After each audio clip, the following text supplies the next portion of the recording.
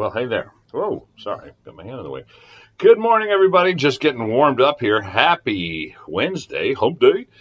Uh, Wednesday, February the 5th, 2020. I am Joel Rissinger. This is Pondering, and it's great to have you with us. Thanks for joining us. I hope your week's going well. I hope you've survived. You're halfway there. Good job. Give yourself a hand, a thumbs up, a pat on the back, something like that. Yeah, it's been busy for me already. The week is just flying by because we're rocking and rolling here, but we are glad you're taking a few minutes out of your day to spend with us here on Pondering, where we ponder things. We think them through, and then we talk about them. Even the stuff you're not supposed to talk about. We do it from an unabashedly, unashamedly, and unapologetically Christian perspective. We do it every weekday, 7:30 to 7:50 a.m. Eastern Standard Time. And you can participate in a lot of different ways. You can jump right into our live stream here on the Pondering Radio page of Facebook. And you can comment as we go. You can comment around the clock, frankly, by posting on the page. You can also email ponderingradio@gmail.com, ponderingradio@gmail.com. Or you can call us and you can leave a voicemail and we'll listen to it. We might even play it on the air. Who knows? Stranger things have happened. That number, if you're so inclined, is 860-500-7163, 860-500-7163, 860-500-7163. There we go. Got it out there. You're supposed to say it at least 3 times, I think, in Radio Land, but I don't always remember to do that, so there you go. Hey, good morning, Linda. Great to have you with us. Happy Wednesday to you. And anybody I missed, it is great to be aboard. So today, we just as a reminder, we've mentioned this on the show the last couple of days. Tonight, we launch our Bible study group through our study through 1 Corinthians. We will be meeting, if you're in the Central Connecticut neighborhood and you want to come, at Susie's place. And if you don't know Susie and you don't know where her place is in Hartford, well, you can just email Joel at lifewaych.com, Joel, Joel, at lifewaych.com. We'll get that to you. The other thing you can do if you're not interested in driving or parking in Hartford, which may be a lot of people, actually, the majority of people, is that you can send us an email, again, Joel at lifewaych.com, and just say Zoom. Just put Zoom in the subject line. That's all you got to do. You don't even have to type a note. You don't have to say good morning, how you doing, how the kids, how the grandkids, what's happening. None of that. Just you don't have to take time for that. I know you're busy. All that takes time to type. Plus you wear out your fingers and then you get carpal tunnel, and we don't want that. So in lieu of that, we would just say put Zoom in the subject line. We know what it means. We will send you back a link, and at 7 o'clock tonight, you just click, and that's all you got to do. Up will pop a window. You will be connected to the study group, and then you can jump right in, join right in. And when you look at your screen, if you have a laptop, phone, it does the same thing. It's just fewer boxes. There'll be little boxes. It looks like Hollywood Squares, the old show.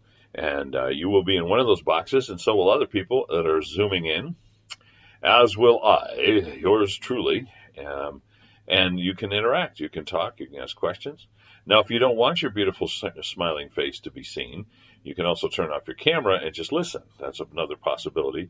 Again, using the same link and everything else. So if you're interested, send a note. All you got to do is put Zoom in the subject line to Joel at lifewaych.com. We will be going through 1 Corinthians tonight. We'll do an introduction to the book. We'll do some housekeeping stuff to get the group kind of started and together.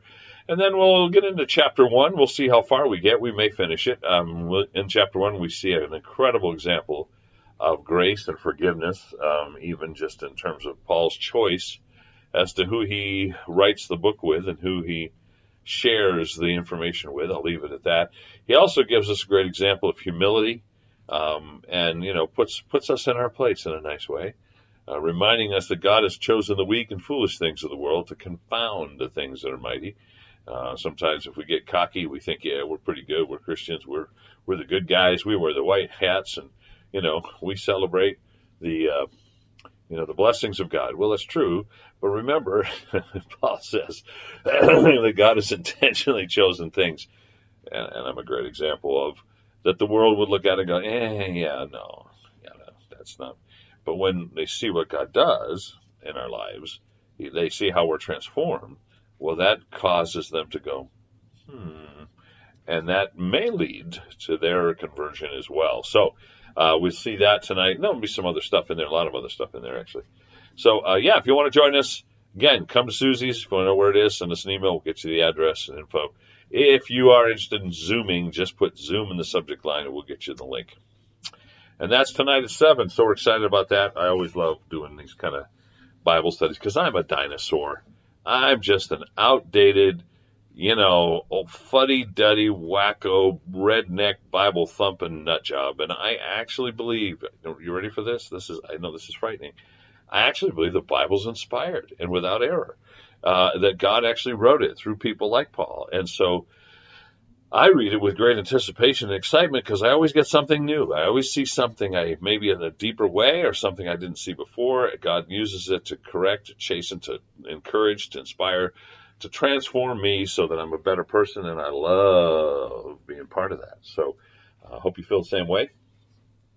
We do not approach the Bible, 1 Corinthians in particular tonight, with the idea that, this will be interesting reading. Let's discuss it and see if we agree,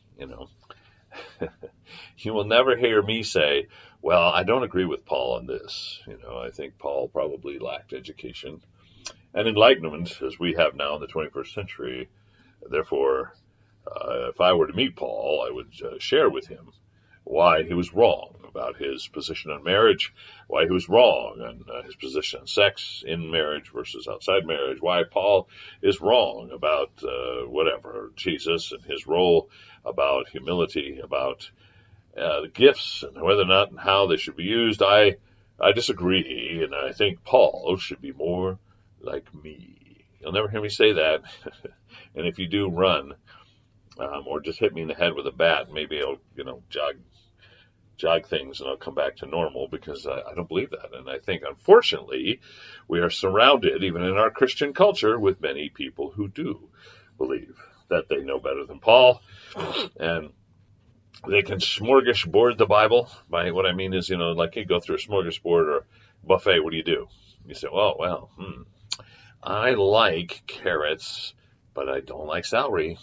And I like beef, but I don't like chicken. Oh, potato salad, love that. Potato salad. Oh, but that carrot salad, I don't like carrot salad.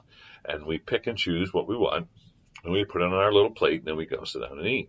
And that's fine for a buffet. It's not fine for the Bible. We don't have the right to say, I want to pick this part, but I don't like that part, if in fact it's truly inspired by God. Now, just as an aside, and I didn't mean to get into this. I don't want to go too far because I want to talk a little bit about the State of the Union address last night, etc. But I will say that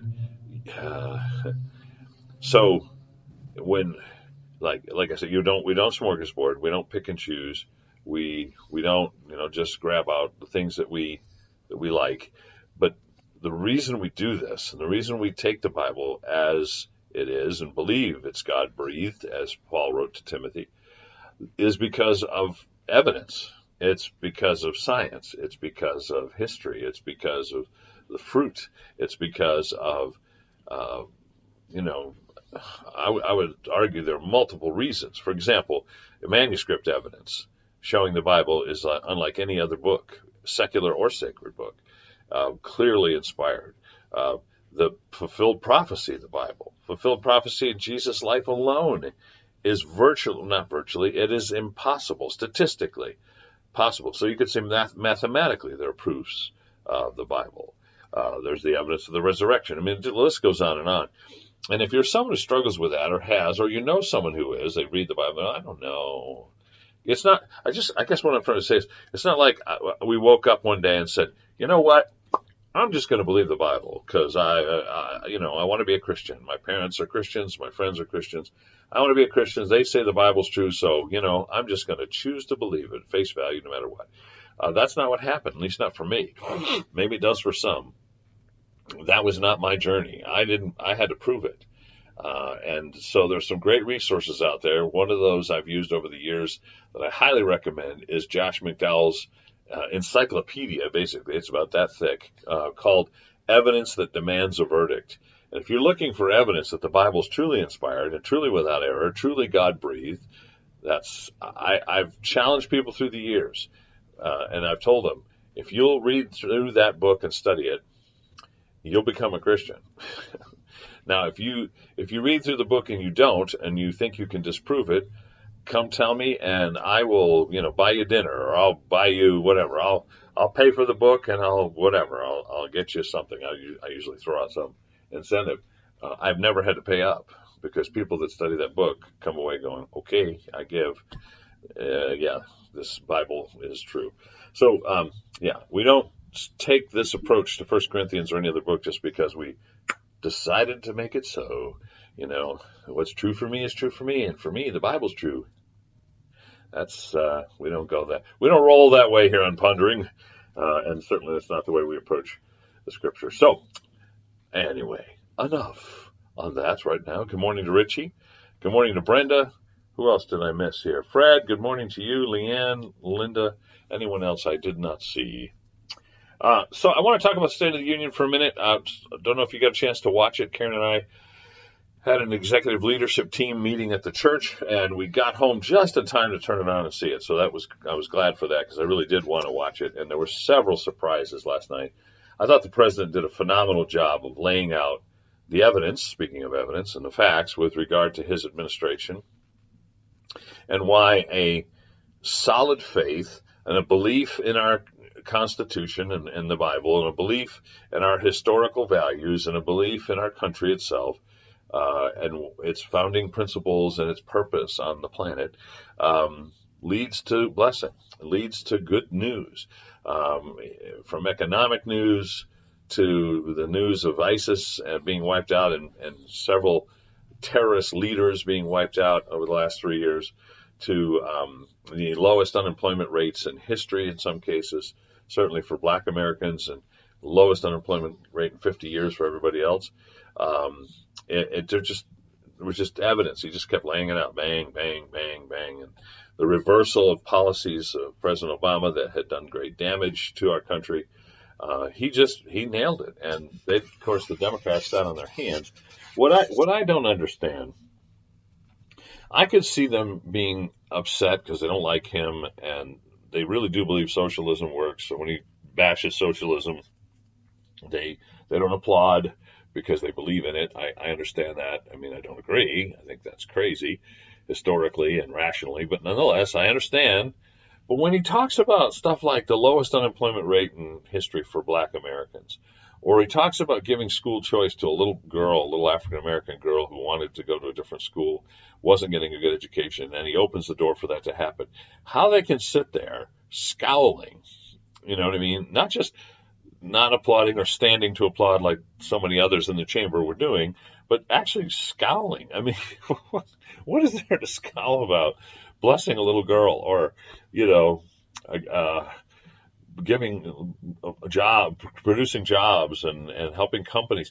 And he cited how many companies have come back to the United States that were manufacturing overseas, and they're sitting there going, all right, maybe they don't agree, maybe they don't believe his numbers, okay, but if one company came back and created 100 jobs, isn't that good news? Maybe. So if he said it was 5 and there's only one, it was thousands actually, but okay, you don't agree with the number, but do you agree it's a good thing? And if you do, why wouldn't you applaud at least? Maybe don't stand and cheer. Okay, he's not your president because you're a Democrat. I get it, but you can't sit there scowling at the camera. I mean, and then Nancy Pelosi, oh my gosh, rips up the president's speech on camera, just tears it up into pieces and throws it on the desk. Tweets out that he snubbed her by not shaking her hand. Well, I don't know why she would expect he would. I would have shaken her hand. Okay, I would have, but I didn't expect that he would, because she's tried to take him out. I mean, she hates the man. She's done everything she can to destroy his policies, his legacy, his family, his reputation. And he handed her the notes, but he didn't shake her hand. But then she tore up the notes and sat there with a little smirk on her face and scowl and doing this. So I don't know what she was doing, trying to say she didn't agree, or what was he talking about, or acting like she didn't understand. I don't know what it was. But I look at all that and I think, okay, again, I understand you don't agree with his policies, you don't like him as a person. I understand that there are certain things you're not going to applaud for because you don't believe in him. But how could you not believe in decreased unemployment, increased number of jobs, companies coming home, ISIS being basically wiped out or neutralized at least? How could that be a bad thing? So, and then you got the women in white. That was the other thing that stood out to me again last night. Everybody looks at that, and I know there are different spins on it, but the bottom line is these are women who don't like President Trump because they don't like his position on abortion. And they can talk about other things. They say he's misogynistic and, whatever. Okay, yeah, he has some history. I get it. But the real reason they're wearing white is to promote abortion. Women's reproductive rights. Sorry, that's what they call it. Women's reproductive rights. Yeah, the right to kill babies. And so they're out there, in their white uniforms, and they won't stand for anything. They won't clap for anything. They're just going to frown at him the whole time, scowl at him the whole time. And I'm thinking to myself, okay, do you really want to be known as opposing everything except the killing of unborn babies? And Nancy Pelosi in her white uniform, she's supposed to be Catholic. She claims to be a strong Catholic. I'm sorry, guys. I don't mean to be disrespectful, but I'm just going to call a spade a spade. If you're a Catholic, you believe then, your church believes and teaches, rightly so, that abortion is murder, that you shouldn't do it, that it shouldn't be legal, that, God is the one who's sovereign over life, and that children have a right to life just like we do as adults, or children that are unborn have that right. And that's what the church teaches. And that's what the Catholic Church fights for and puts tons of money into causes to help women with other options like adoption, for example, or other things. Now, I don't agree with the Catholic Church's position in birth control, but as far as abortion, they're dead on. So how do you claim to be a strong Catholic yet wear and flaunt your little white uniform saying that I want more babies to be able to be killed? I want women to be able to have abortion on demand, no matter what the reason, no matter what term they're in of the baby's life and development in the womb. It's total hypocrisy, and it tells you something about the character and the nature of people like Mrs. Pelosi. So I don't know. I think most people are probably just watching, oh, isn't that nice? They have white dresses on. How nice. Yeah, look deeper. As Christians, there's a message there we cannot support, and I will not support, nor will I be silent about it, as you can tell. But I thought he did a great job, and I also thought it was really classy that he reunited that family, brought the husband home from his Call of Duty to be united with his family right there in the chamber. I thought that was cool. If you didn't see that, you can check it out on YouTube. I know it's out there. And then honoring Rush Limbaugh. You guys know I'm a Limbaugh fan. My father started listening to Rush in the 80s when Rush first came on syndicated radio, national radio, and got me interested. And it's been one of those ways I've kind of felt connected to my father even since his death. And I thought it was just really cool to see him get the Medal of Freedom and have Mrs. Trump put it on him. And he was crying. It was just, I thought it was very moving. Of course, again, Nancy sat there just all upset that Rush would get that because he believes and teaches and stands for everything she does not, and vice versa. But again, can you not honor someone who has achieved, even if you don't agree with his philosophy? He's the most listened to talk show host in the country, in the world, largest audience, and has been now for 30-some years, 35 years, whatever the number is. You can't honor that. You can't celebrate that with him. And he's got stage 4 cancer, and they're trying to, show him some love as he's going through, treatment and potentially facing death. You can't clap for him. You can't smile at him. You can't just say, hey, good job with achieving success, despite the fact that you don't agree with him philosophically. No, apparently not.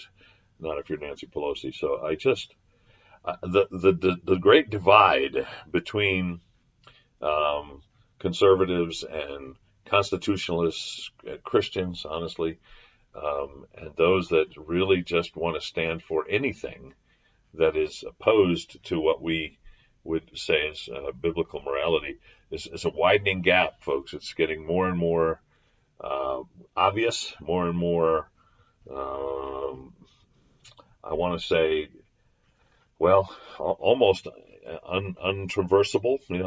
You can see how there's such a gap that it's almost impossible to connect. The idea that they're going to be able to do bipartisan things and work together, I think, becomes more and more absurd as we go forward. So anyway, I really, I don't know. I don't know what to say except that I think we should watch this. We should be in prayer for our nation, be in prayer for our president, and we should recognize a spade when it's a spade. I think it's foolishness, and I've said this on the program before, and I'll say it again, for Christians to think that we really can consider voting for people who are aligned with the core principles of the Democratic Party. Again, I'm not a Republican. I'm an independent. But if we stand for biblical values, it is becoming increasingly impossible to consider voting for someone with a D next to their name. What do they stand for? Well, just about anything we don't. That wasn't always true. I mean, I voted for Joe Lieberman. He was an independent at the time, but had been a Democrat years ago. I had met Joe, and I thought highly of him, and I respect his values as a strong Jewish believer. I voted for him. I voted for some local politicians in the past who were Democrats for the same reason, but it is becoming increasingly impossible to justify that just based on abortion alone, let alone anything else, and there's a whole list of other things. So anyway, yeah, Richie says the left didn't seem like fans. No, they weren't, right? Eric says, with no needed input from the father, I found out the hard way. I lost a child to abortion. I'm sorry, Eric. Yeah, I mean, that's a whole other side of this, isn't it? Women's reproductive freedom. Okay, sounds good. But when that means killing a child that should have the right to life and not having the father involved at all, even if they're married, being able to just walk into a clinic, boom, kill the baby and walk out. I think that's morally wrong. It doesn't even make sense, does it? Now, obviously, if the father's disconnected, if he's just some dude, a one-night stand, okay, you understand. She may not even know how to reach him. I get that. But that's not the way this works in every case, is it? Where an abortion could occur, the man, the husband, the boyfriend, he may not even be aware. And I think, again, what about man's reproductive rights? Where is that in the whole equation? But as a believer, it's a child, not a choice. I agree with that slogan. I think it's true. So anyway, Eric mentions her name here. I tell you what, I believe that children are known by God in the womb. Scripture is very clear on that. It's repeated several times. So anyone that's lost a child, maybe you had a miscarriage or there was an abortion because you felt pressure. I've counseled many women over the years who have tremendous guilt and sadness over babies they've aborted. And I've said to them, listen, all sin is forgivable, right? God is merciful, but also those children belong to him. Jesus said about little babies, little infants, let the little ones come to me. Theirs is the kingdom of heaven. In other words, they're part of the deal. They're in. The idea that we need to baptize babies as became the practice of the Catholic Church centuries after Christ, in order to maintain their spiritual state, to baptize them so they won't go to purgatory or limbus infantium, as the church used to call it, Catholic Church. That's a man-made idea. Jesus made it clear the babies are his. So if you've lost a child to abortion, lost a child to a miscarriage, I believe you'll see them again. You'll see them in heaven. And I also believe they're not going to be complaining that they're there. You're not going to hear them say, how come I didn't get to experience all the mess in that hellhole? I don't think that's going to come up. When you've tasted, filet mignon, your desire to have ground chuck probably decreases, right? When you've been in heaven, you're not going to be longing for earth. So I just want to encourage you with that. Having said that, it's not our job to send people to heaven, is it? That's God's prerogative, and babies that are innocent in particular. So, good speech. I thought the president knocked it out of the park. I think those who share his values would agree. I think the vote today on impeachment will be to acquit him. I think that's going to be pretty much a foregone conclusion. And hopefully, although I don't think they'll ever give up trying to get rid of him, the hatred is so raw and insane and irrational. But I do think that there'll be a certain lack of credibility for a lot of the attacks, and that might allow us to move forward more and see even greater economic growth, greater moral change, better position in the world, therefore more positive impact on the world. Now, I was reading this morning on Genesis about Joseph again. I told you I've been studying through his life a little bit, and one of the verses that struck me was where it talks about Joseph in Potiphar's house and how that everything Potiphar did was blessed and enriched because of Joseph. Joseph had God's blessing, and so he brought that into Potiphar's rule and his home. And, we should be people who bring blessing, shouldn't we? And the United States, as it is great again, as the president puts it, we should be a light. We should also be able to bring blessing to others. And I think even with Iran last night, the president threw out a challenge to them to, in essence, turn, to repent. And we would be here to help them. We would help the people have freedom. We would help the leaders lead with righteousness instead of cruelty. We would help them economically because they have great potential, as the president put it. But the choice is theirs, he said. The choice is theirs. We're here. We're waiting. It's up to you. And I thought that was excellent. We should be a nation, and we should be people who bring blessing. So today, as you go about your business, let's do that. Let's bring some blessing, shall we? And I hope you have a phenomenal day. Obviously, I'm a little overtime here, so I better sign off. Listen, until tomorrow at 7:30, stay in the Word, keep praying. Whatever you do, keep pondering. God bless you guys, and we'll see you mañana.